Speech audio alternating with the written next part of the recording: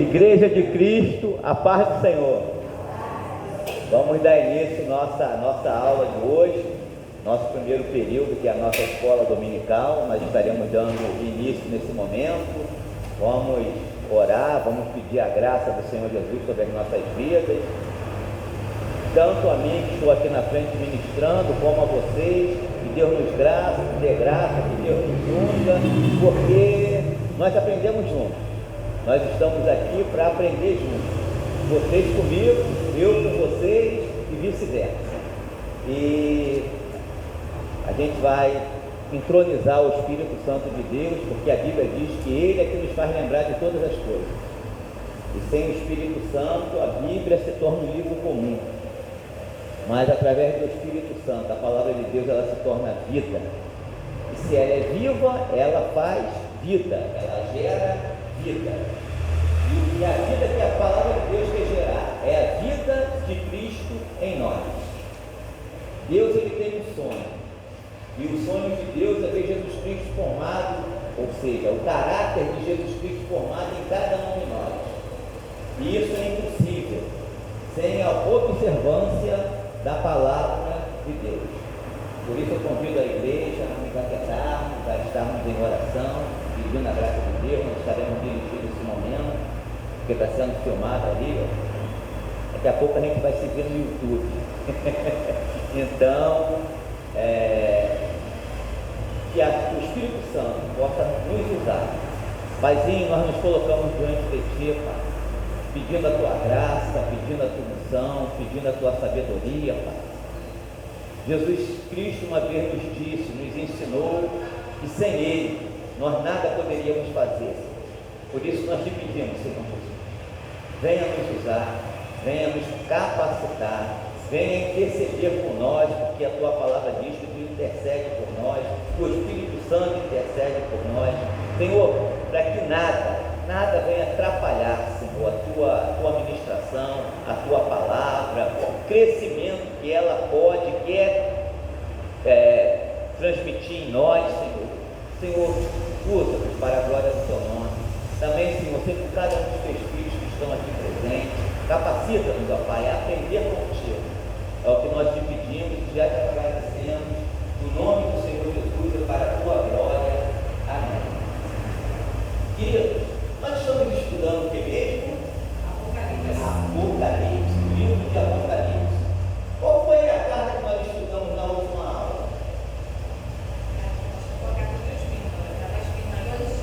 Esmirna? Foi Esmirna, não. A carta da igreja de Tiatira. Essa igreja tinha algum problema? Qual era o problema da igreja?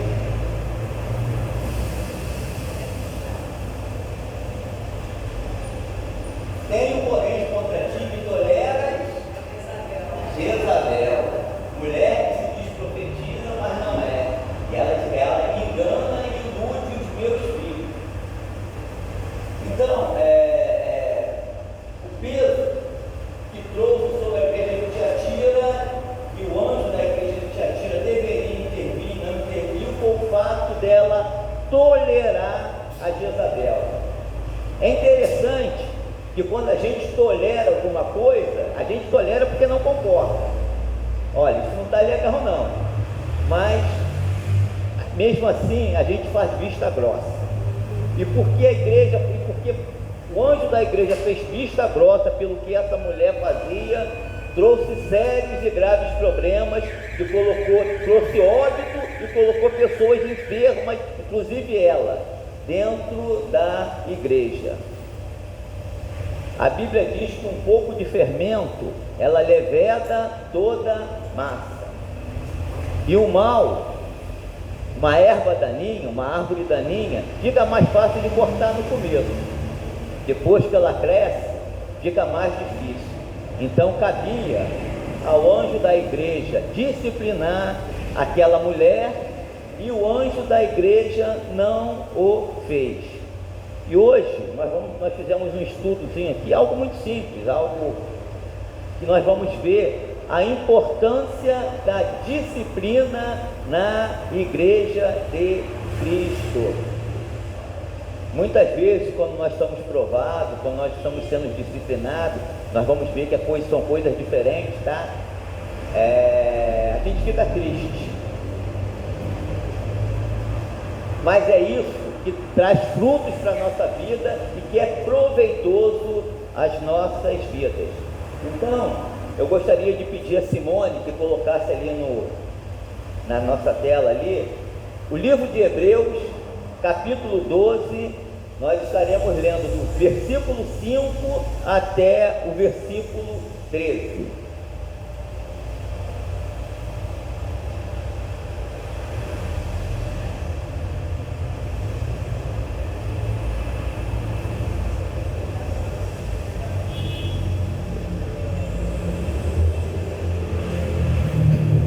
Vocês se esqueceram da palavra de ânimo que ele dirige a vocês como a filhos. Filho meu, não despreze a disciplina do Senhor, nem se magoe com a sua repreensão. Pois o Senhor disciplina quem ama e castiga todo aquele a quem aceita como filho. Suportem as dificuldades, recebendo-as como disciplina. Deus os trata como filho. Ora, qual o filho que não é disciplinado por seu pai? Se vocês não são disciplinados, e a disciplina é para todos os filhos, então vocês não são filhos legítimos, mas sim ilegítimos. Além disso, tínhamos nossos pais humanos, que nos disciplinavam e nós os respeitávamos. Quanto mais devemos submeter-nos ao Pai dos Espíritos, para assim vivermos. Nossos pais nos disciplinavam por curto período, segundo lhes parecia melhor, mas Deus nos disciplina para o nosso bem, para que participemos da sua santidade. Nenhuma disciplina parece ser motivo de alegria no momento, mas sim de tristeza. Mais tarde, porém, produz fruto de justiça e paz para todos aqueles que por elas foram exercitados. Portanto, fortaleçam as mãos enfraquecidas e os joelhos vacilantes.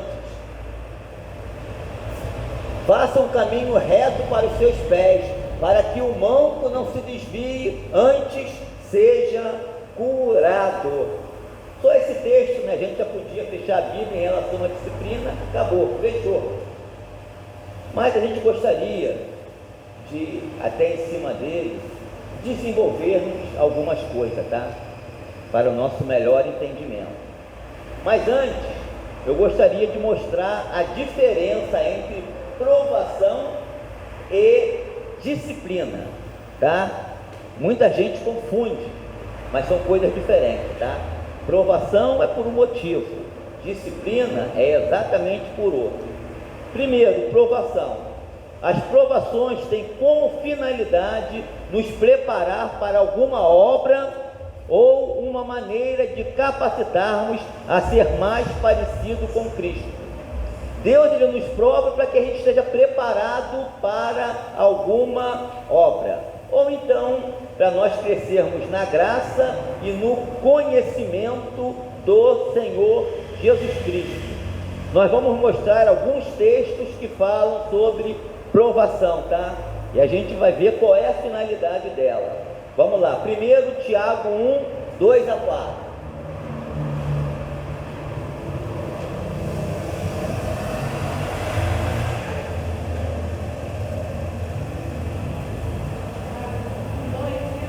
Tiago 1, versículo 2 ao versículo 4. Meus irmãos, considerem motivo de grande alegria o fato de passarem por diversas provações, pois vocês sabem que a prova da sua fé produz perseverança, e a perseverança deve ter ação completa, a fim de que vocês sejam maduros e íntegros, sem que falte a vocês coisa alguma. Aí a gente vê a provação ligada com o crescimento, o nosso amadurecimento, o nosso crescimento na fé. Outro texto, 1 Pedro 1, 6 e 7.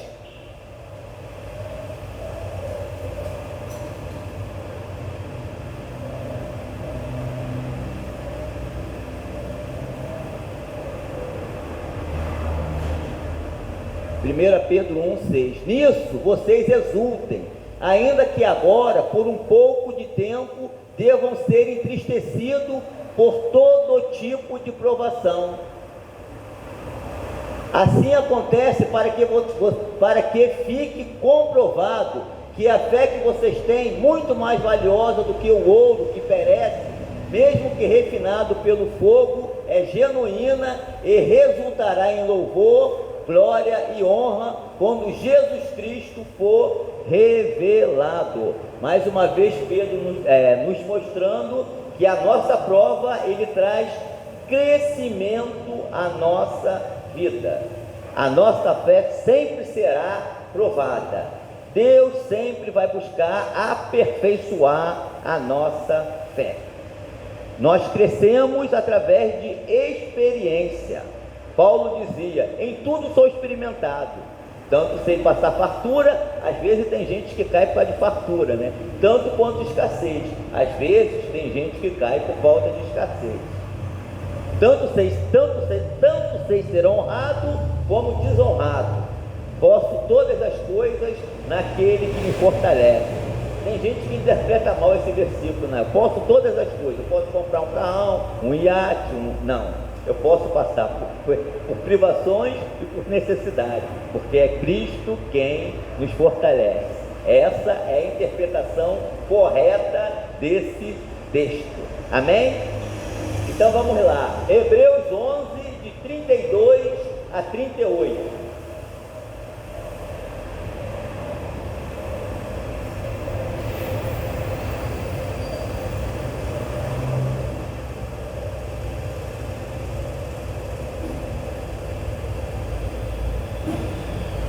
Que mais direi?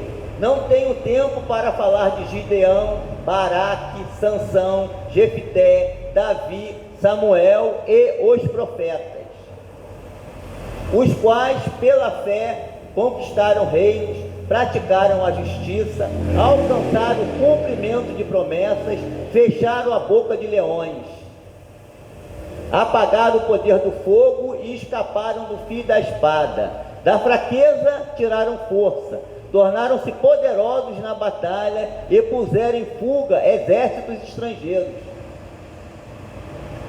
Houve mulheres que pela ressurreição tiveram de volta os seus mortos. Uns foram torturados e recusaram ser libertados, para poderem alcançar uma ressurreição superior. Outros enfrentaram zombaria e açoites. Outros ainda foram acorrentados e colocados na prisão, apedrejados, cerrados ao meio, postos à prova, mortos ao fio da espada, andaram errantes, vestidos de pele de ovelhas e de cabras, necessitados, afligidos e maltratados.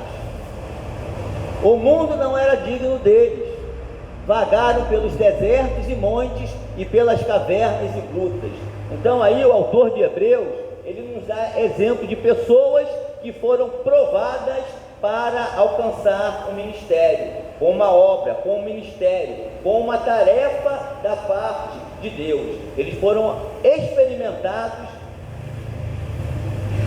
até a exaustão, para que estivessem prontos, preparados para exercer o seu ministério.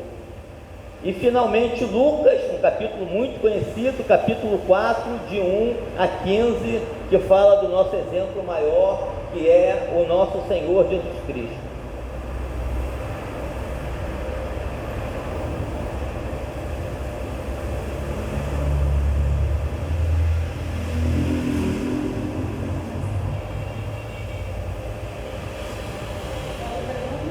Lucas 4, de 1 a 15. Está na página.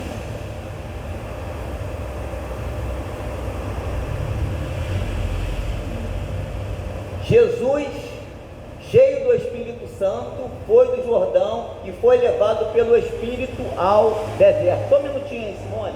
Eu gosto dessa passagem de Lucas, porque Jesus, ele não foi para o deserto levado por ele próprio. Ele não foi para o deserto levado por homens, e nem muito menos pelo diabo. ele foi para o deserto levado pelo Espírito Santo. Foi o Espírito Santo quem levou Jesus ao deserto para ser tentado pelo diabo, para estar pronto para fazer a obra de Deus. Durante o ministério de Jesus, houve muitos embates entre Jesus e o diabo, mas a prova de Jesus foi logo no princípio do seu ministério. Vamos em frente, Simone, por favor. Onde durante 40 dias foi tentado pelo diabo, não comeu nada durante esses dias e ao fim deles teve fome. O diabo lhe disse: se és o filho de Deus, manda esta pedra transformar-se em pão. Jesus respondeu: está escrito, não, nem só de pão viverá o homem. O diabo levou a um lugar alto e mostrou-lhe num relance todos os reinos do mundo. E lhe disse: eu lhe darei toda a autoridade sobre eles e todo o seu esplendor, porque me foram dados, e posso dá-lo a quem eu quiser. Então, se me adorares, tudo será teu. Jesus respondeu: está escrito, adore o Senhor seu Deus e só a Ele preste culto. O diabo o levou a Jerusalém e colocou-o na parte mais alta do templo e lhe disse: se és o Filho de Deus, joga-te daqui para baixo, pois está escrito, ele dará ordem a seus anjos a seu respeito para o guardarem. Com as mãos eles o segurarão para que você não tropece em alguma pedra. Jesus respondeu: dito está, não põe à prova o Senhor, o seu Deus. Tendo terminado todas essas tentações, o diabo o deixou até a ocasião oportuna. Jesus voltou para a Galiléia no poder do Espírito Santo, e por toda aquela região se espalhou a sua fama. Ensinava nas sinagogas e todos os elogiavam.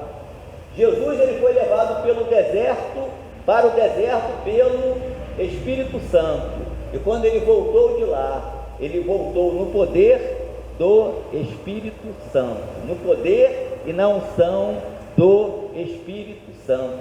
E é interessante que Satanás tentava Jesus e Jesus ele vencia Satanás com a palavra.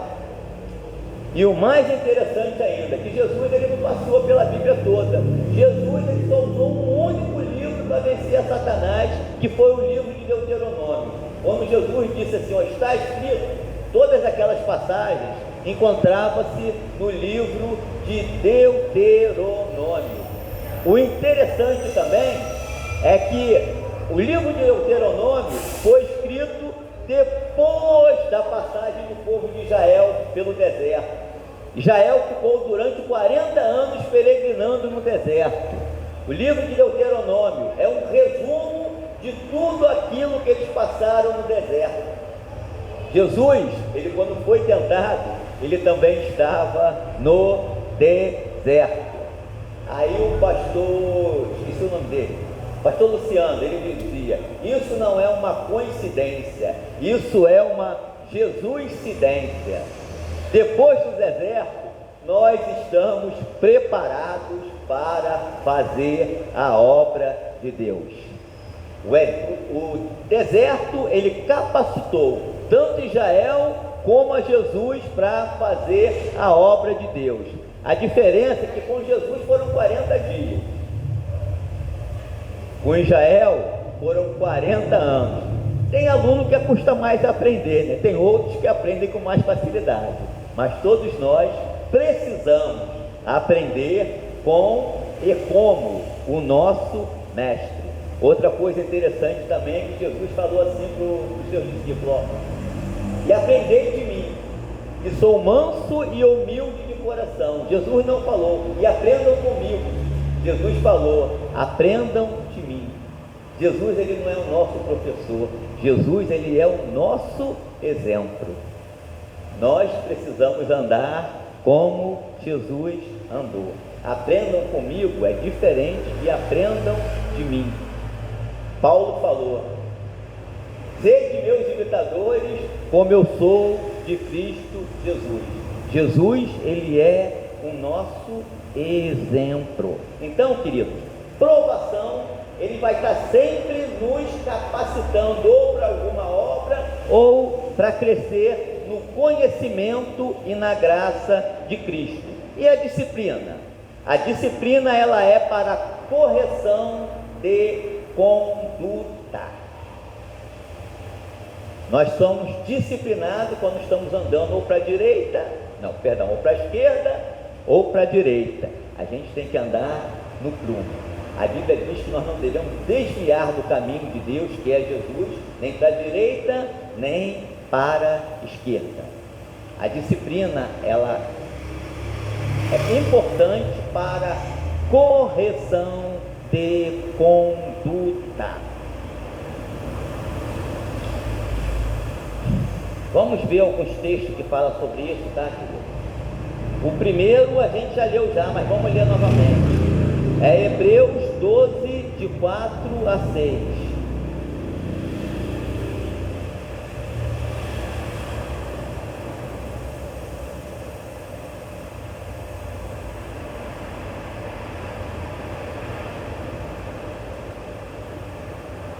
Na luta contra o pecado, vocês ainda não resistiram até o ponto de derramar o próprio sangue. Vocês se esqueceram da palavra de ânimo que ele dirige a vocês como a filhos? Não li tudo. Meu filho, não despreze a disciplina do Senhor, nem se magoe com a sua repreensão. Pois o Senhor disciplina quem ama e castiga a todo aquele a quem aceita como filho. Então a disciplina é para correção de conduta.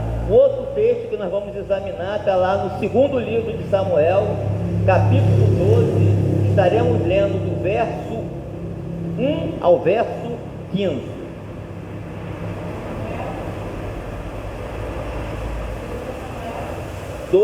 De 1 a 15. É o exemplo de Davi, tá?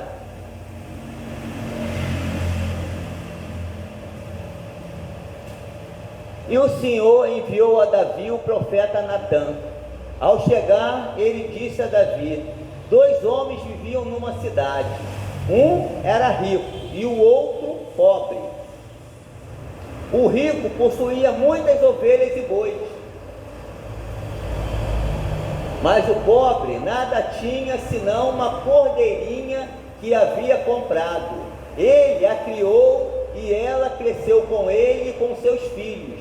Ela comia junto dele, bebia do seu copo e até dormia em seus braços. Era como uma filha para ele.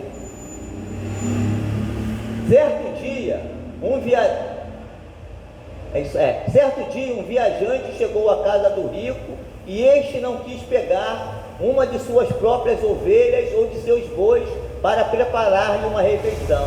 Em vez disso, preparou para o visitante a cordeira que pertencia ao pobre. Então Davi encheu-se de ira contra o homem e disse a Natã: juro pelo nome do Senhor que o homem que fez isso merece a morte. Deverá pagar 4 vezes o preço da cordeira, porquanto agiu sem misericórdia. Você é esse homem, disse Natã a Davi, e continuou: assim diz o Senhor, o Deus de Israel: eu o ungi rei de Israel e o livrei das mãos de Saul. Dei a você a casa e as mulheres de seu senhor, dei a você a nação de Israel e Judá. E se tudo isso não fosse o suficiente, eu teria dado mais ainda. Por que você desprezou a palavra do Senhor, fazendo o que ele reprova? Você matou Urias, o hitita, com a espada dos amonitas, e ficou com a mulher dele. Por isso, a espada nunca se afastará de sua família, pois você me desprezou, e tomou a mulher de Urias, o hitita, para ser sua mulher. Assim diz o Senhor: de sua própria família trarei desgraça sobre você. Tomarei as suas mulheres diante de seus próprios olhos e a darei a outro, e ele se deitará com elas em plena luz do dia. Você fez isso às escondidas, mas eu farei diante de todo Israel em plena luz do dia, pelo próprio filho de Absalão, tá? Então Davi disse a Natã: pequei contra o Senhor. E Natã respondeu: o Senhor perdoou o seu pecado, você não morrerá. Entretanto, uma vez que você insultou o Senhor, o menino morrerá. Depois que Natã foi para casa, o Senhor fez adoecer o filho que a mulher de Urias dera a Davi.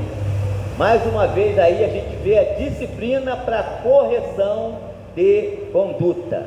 No caso, a Davi, protótipo do rei perfeito. Você andou nos caminhos do seu pai Davi, e fez o que era reto aos olhos do Senhor. Você não andou nos caminhos do seu pai Davi, se desviando do caminho do Senhor. Foi a Davi,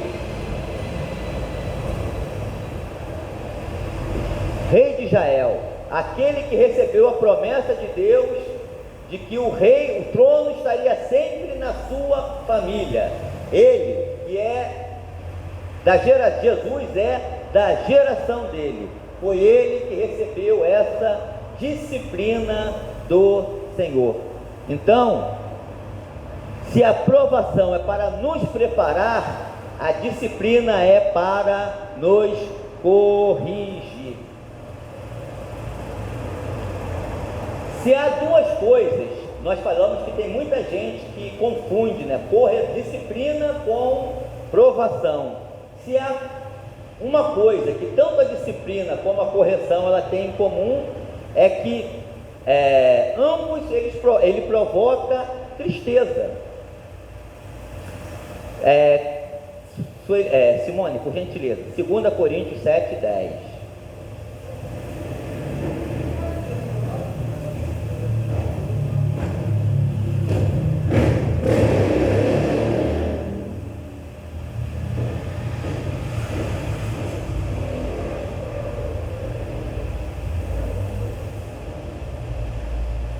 A tristeza, segundo Deus, não produz remorso, mas sim um arrependimento que leva à salvação. E a tristeza, segundo o mundo, produz morte. Então, tanto provação como a correção, ele produz tristeza. É o que ambos têm em comum. Só que a tristeza diante de Deus, a tristeza vinda de Deus, ela nos leva ao arrependimento. E arrependimento é condicional para perdão de pecados. Atos 2:38.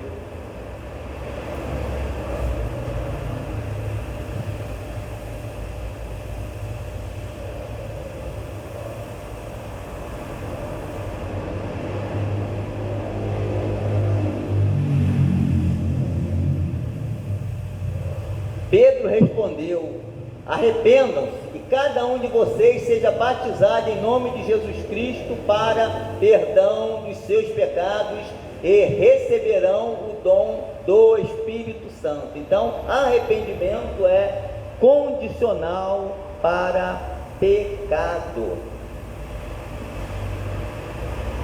Nós somos recebidos por Deus como filhos quando nós nos arrependemos dos nossos pecados. Amém? A palavra arrependimento, que vem do grego metanoia, que significa mudança de mente, é importantíssimo na nossa caminhada cristã.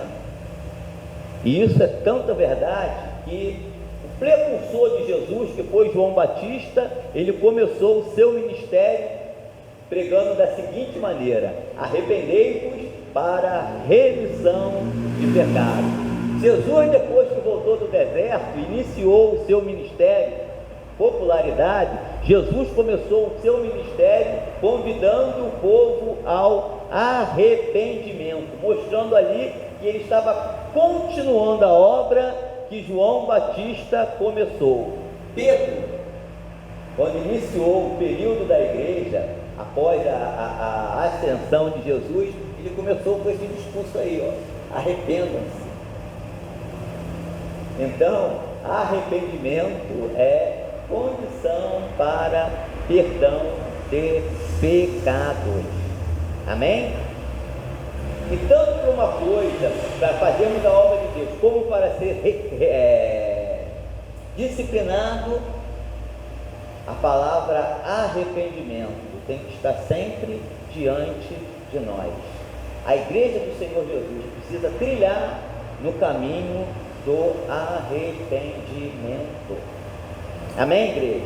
Alguma dúvida até aqui? Alguém gostaria de algum esclarecimento, ou fazer alguma colocação importante? Fala, Beth. Só uma dúvida. Como que eu posso saber se eu estou sendo disciplinada ou se eu estou sendo aprovada? Você pecou? Você está desviada do caminho do Senhor? Então você está sendo provado. Arrependimento, disciplina para correção de conduta. Se a minha conduta não foi desviada, é provação. Amém? Entenderam? Mais alguma pergunta?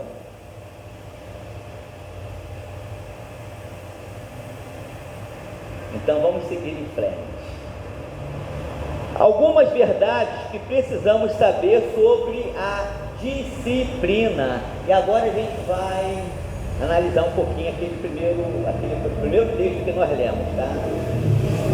Primeira coisa que nós precisamos saber sobre a disciplina: Deus, ele nos corrige porque somos filhos. Quem está no mundo, Deus não corrige, até porque não adianta. Aquele que ele recebe como filho, ele corrige. Amém? Hebreus 12, 5, 6. Deixa aberto um texto, tá, Simone? Que nós vamos ver bastante coisa sobre ele agora.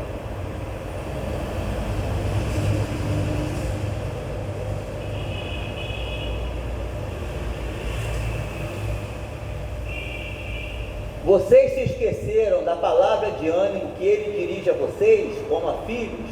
Meu filho, não despreze a disciplina do Senhor, nem se magoe com a sua repreensão.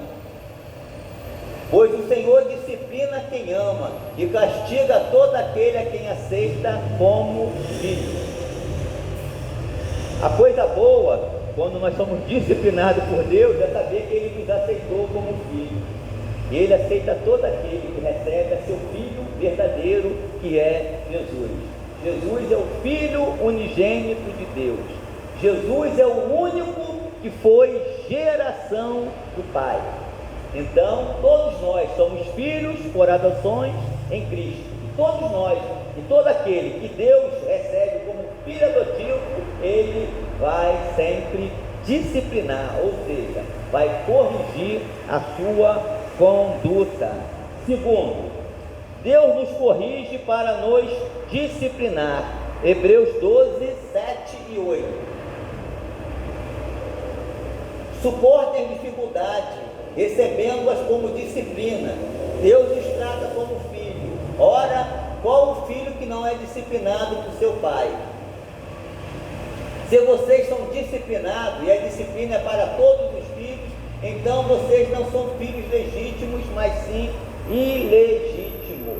Deus, ele só nos corrige quando há necessidade.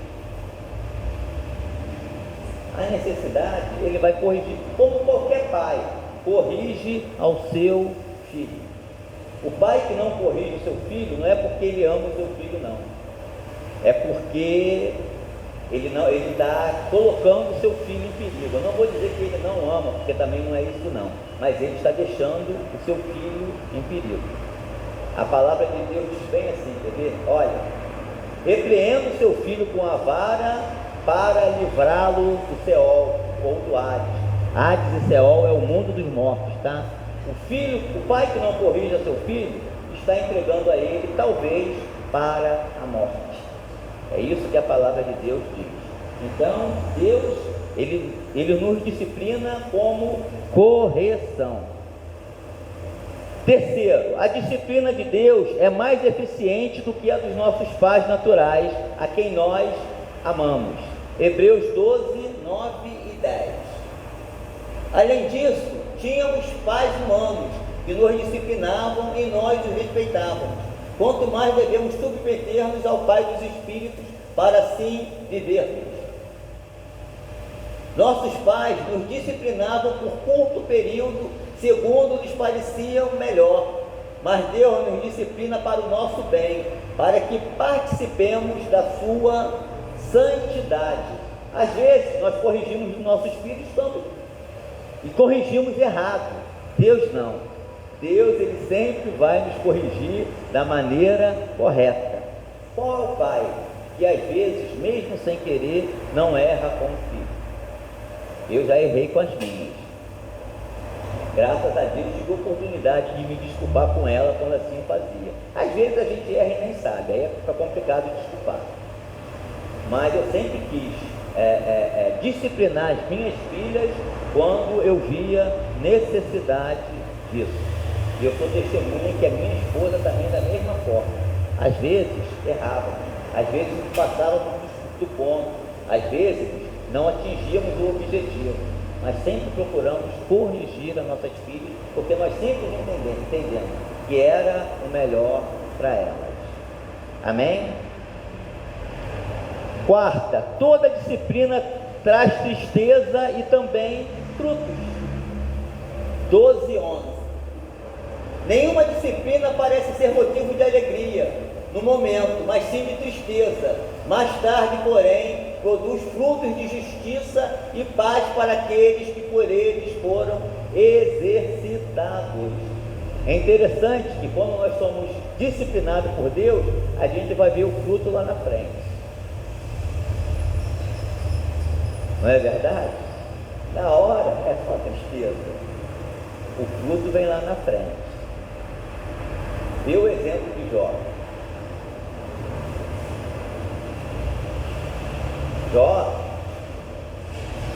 era o melhor de todos os homens. Deus falou, ninguém há como Jó. No entanto, Jó não era perfeito.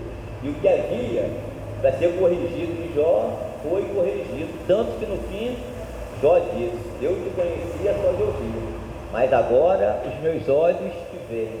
Senhor, eu sabia de ti pelas experiências de outros. Agora não. Agora eu te conheço com as minhas próprias experiências. Agora eu sei de verdade quem tu és. E querido, todos nós precisamos ter experiências pessoais com Deus.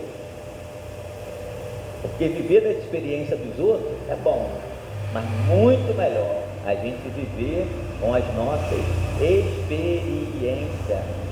E uma coisa que minha esposa sempre falou para as nossas filhas, e que é verdade, minha filha, aprenda com os erros dos outros, que é melhor do que aprender com os nossos.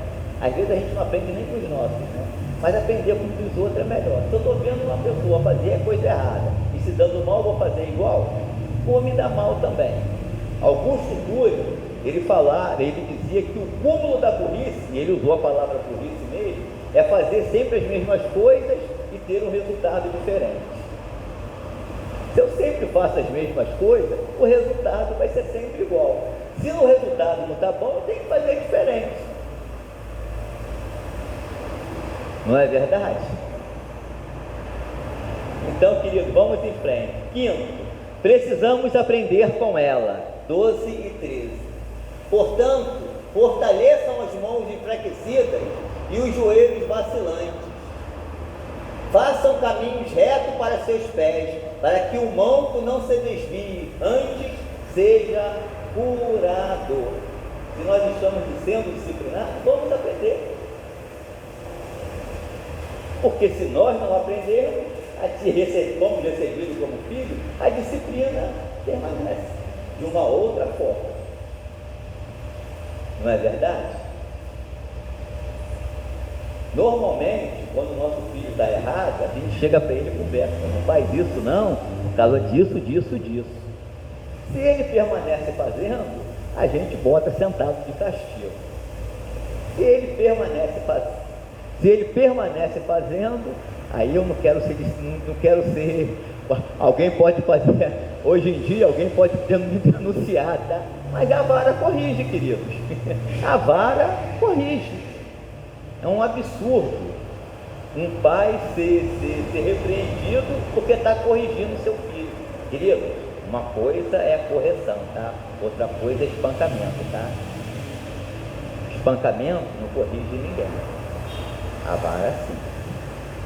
Amém? Então vamos lá. São coisas que nós precisamos aprender com a disciplina. Quarto ponto: como aplicar a disciplina? Faltou um ponto de interrogação aqui, tá, Reinaldo? Depois você coloca. A primeira coisa que precisamos saber é que a disciplina, ela é aplicada como para a correção e não para o castigo em si. O castigo pelo castigo não conserta ninguém. A disciplina, ela vem com tristeza, mas é para correção. Deus jamais vai castigar alguém pelo simples fato de querer castigar. Amém? Isso é posição de madrasta ou padrasto daqueles bem ruins, tá? Deus, ele não nos recebe assim. Deus, ele nos recebe como filhos. E, em segundo lugar, precisamos observar o ensinamento de Jesus. Mateus 18, de 15 a 17.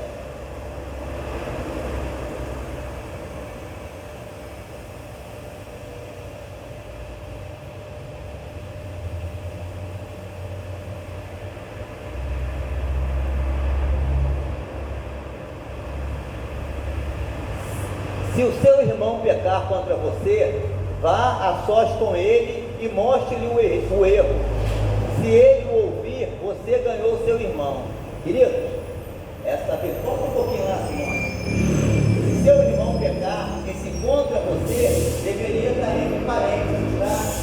Quando alguma coisa na Bíblia de vocês veem entre parênteses, significa que ele não é encontrado nos melhores textos originais, tá? No grego.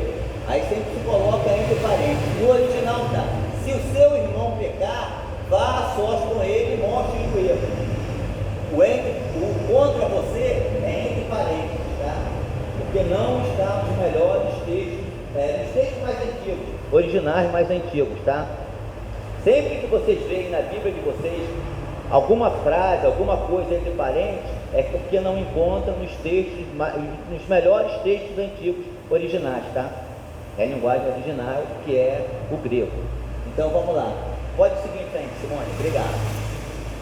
Mas se ele não o ouvir, leve consigo mais um ou dois outros, de modo que qualquer acusação seja confirmado pelo depoimento de 2 ou 3 testemunhas. Se ele se recusar a ouvi-los, conte à igreja. E se ele se recusar a ouvir também a igreja, trate-o como pagão ou publicano. Amém, queridos? Então vamos lá. Primeiro, no versículo 15, bota lá, Simone, para a gente. Se seu irmão pecar contra você, vá a sós com ele e mostre-lhe o erro. Se ele ouvir você, ganhou seu irmão. Quando o pecado ele é oculto, você pode conversar entre seu irmão. Se houver ali um conserto, está tudo certo. Vida e segue. O assunto foi resolvido. Agora o verso 16. Mas se ele não ouvir, leve consigo um ou dois outros, de modo que qualquer acusação seja confirmado pelo depoimento de 2 ou 3 testemunhas. o assunto ele precisa ser resolvido entre poucas pessoas. A coisa ainda não precisa se tornar público. O ideal, querido, é que seja pela liderança da igreja ou irmãos que sejam idôneos, tá? Irmãos de boa conduta, porque se você chamar um irmão que gosta de disse-me disse, não vai resolver esse tipo de problema. Versículo 17. Se ele se recusar a ouvi-lo, conte à igreja. E se ele recusar a ouvir a igreja também, trate-o como pagão ou publicano. Se a coisa não consegue ser resolvida, aquilo que é oculto, aquilo que não é, tem que se tornar público. Por quê? Para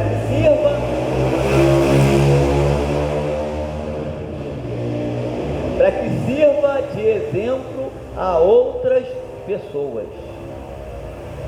Amém, queridos? Paulo, escrevendo à igreja de Coríntios, eu acho que eu anotei esse texto aqui, peraí. Está aqui, ó. Simone, faz favor, coloque lá, 1 Coríntios 5, de 1 a 5.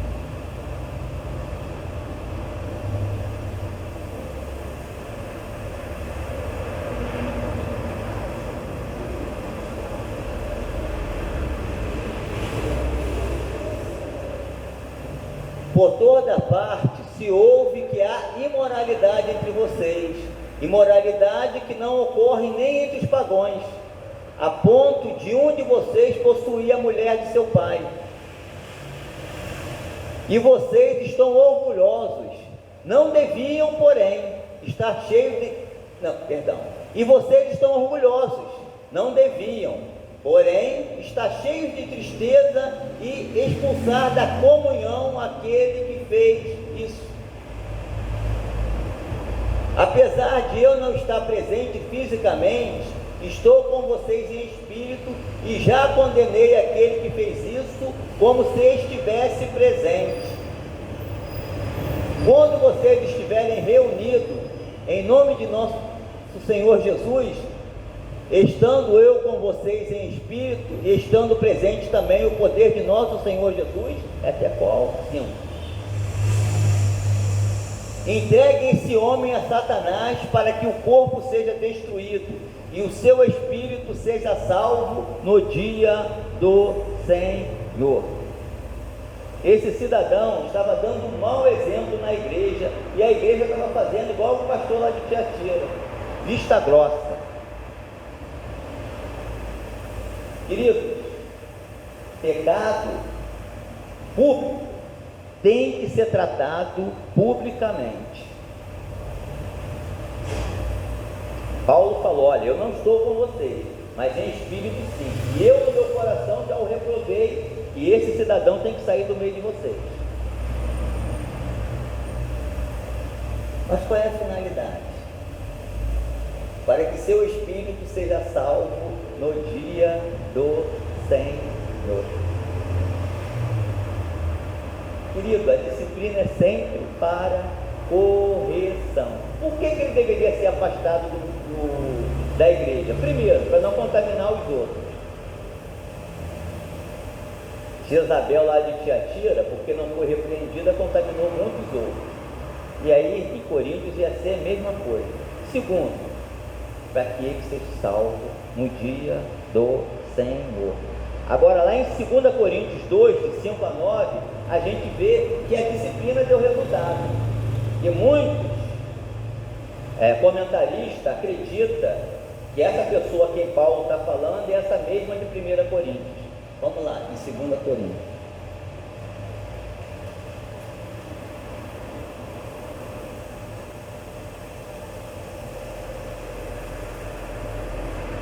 Segunda Coríntios 2:5.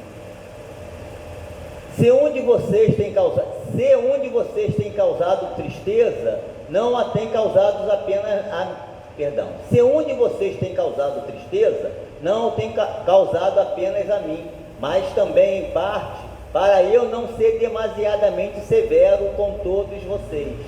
Volto a repetir, alguns comentaristas creem que Paulo está falando exatamente dessa pessoa. A punição que foi imposta pela maioria é suficiente. Agora, ao contrário, vocês devem perdoar-lhes e consolá-lo, para que ele não seja dominado por excessiva tristeza. Portanto, eu recomendo que vocês reafirmem o amor que têm por ele. Eu escrevi com o propósito de saber se vocês teriam aprovado, isto é, se seriam obedientes em tudo. Então, algumas pessoas acreditam que esse irmão que Paulo mandou, que fosse recebido novamente na igreja, é aquele mesmo ao qual ele mandou repreender. Tire esse cidadão do meio de vocês. Coríntios, vocês não sabem que um pouco de fermento leveda toda a massa. Obrigado, minhas amadas irmãs cozinheiras. Então, essa é o propósito da disciplina. A disciplina é para correção de conduta. Eu passei um pouquinho da minha hora, Renato. Posso terminar rapidamente essa passagem? Eu gostaria de mostrar que isso não é só na igreja não, tá, queridos? Isso é também na nossa família. Eu vou dar dois exemplos de duas pessoas que não repreendeu os seus filhos e pagou um preço caro por isso. Primeiro é Eli. 1 Samuel 2, de 29 a 31.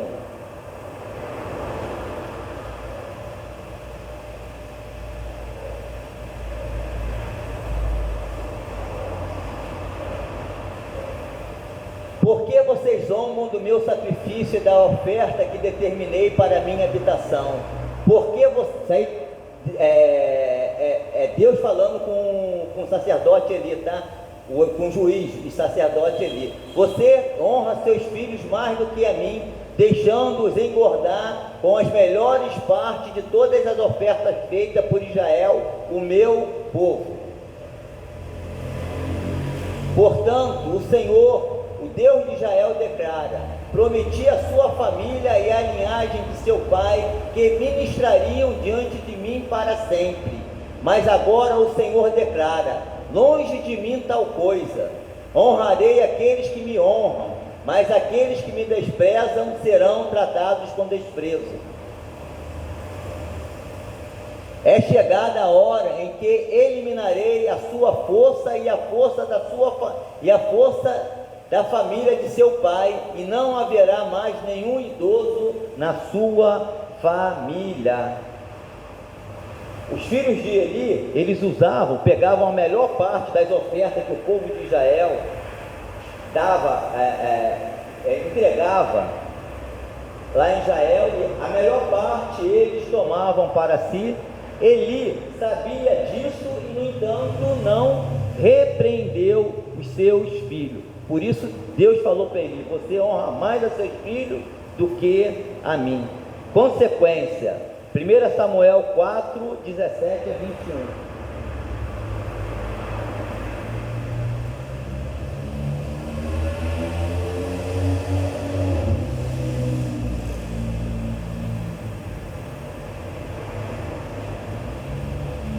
O mensageiro respondeu: Israel fugiu dos filisteus e houve uma grande matança entre os soldados. Também os seus 2 filhos, Ofni e Finéias, estão mortos, e a arca de Deus foi tomada. Quando ele mencionou a arca de Deus, Eli caiu da cadeira para trás, ao lado do portão, quebrou o pescoço e morreu, pois era velho e pesado. E ele liderou Israel durante 40 anos. Sua nora, a mulher de Finéias, estava grávida e perto de dar à luz. Quando ouviu a notícia de que a arca de Deus havia sido tomada e que seu sogro e seu marido estavam mortos, entrou em trabalho de parto e deu à luz, mas não resistiu às dores do parto. Enquanto morria, as mulheres que a ajudavam disseram: não se desespere, você teve um menino. Mas ela não respondeu nem deu atenção. Ela deu ao menino o nome de Icabode e disse: a glória se foi de Israel. Icabode significa exatamente isso, né? Foi-se a glória, porque a arca fora tomada e porque o sogro e o marido haviam morrido. O outro que não soube corrigir os seus filhos foi o próprio Davi. 2 Samuel 13. É um texto longo, eu vou ler rápido, tá, Renata? É de 1 a 22. Tá bom? Desculpa, tá, meu pastor?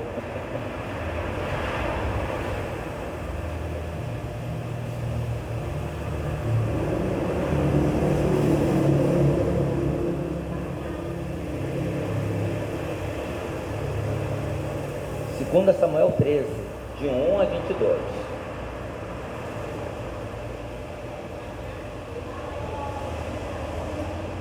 Depois de algum tempo, Amon, filho de Davi, apaixonou-se por Tamar. Ela era muito bonita e era irmã de Absalão, outro filho de Davi. Amon ficou angustiado a ponto de adoecer por causa da sua meia-irmã Tamar, pois ela era virgem e parecia impossível aproximar-se dela. Amon tinha um amigo muito astuto chamado Jonadab, filho de Simeia, irmão de Davi. Ele perguntou a Amon, filho do rei: por que todo dia você está abatido? Quer me contar o que se passa? Amon lhe disse: estou apaixonado por Tamar, minha irmã. Estou apaixonado por Tamar, irmã de meu irmão Absalão. Vá para a cama e finge estar doente. Disse Jonadab: quando seu pai vier visitá-lo, diga-lhe: permite que minha irmã Tamar venha dar-me de comer. Gostaria que ela preparasse a comida aqui mesmo e me servisse, assim poderei vê-la. Amon aceitou a ideia e deitou-se fingindo-se doente.